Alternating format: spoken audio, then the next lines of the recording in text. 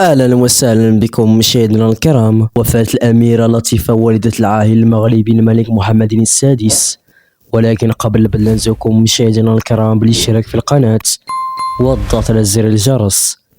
أعلن القصر الملكي في المغرب في بيان وفاة والدة العاهل المغربي الملك محمد السادس الأميرة اللطيفة أرملة الملك الراحل حسن الثاني. وتابع البيان نفسه: إذ ننعي هذا المصاب الجلل نرجو الله العلي القدير بأن يشمل الفقيدة الكريمة بواسع رحمته وكريم غفرانه ويسكنها فسيح جناته.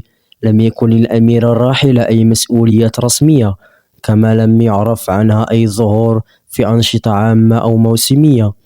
وقالت وسائل إعلام أجنبية في وقت سابق أن الأميرة تزوجت بعد رحيل الملك الحسن الثاني مدير أمنه الخاص سابقا محمد المديوري، وعاشا بين المغرب وفرنسا، ولم يصدر أي تأكيد رسمي في هذا الشأن.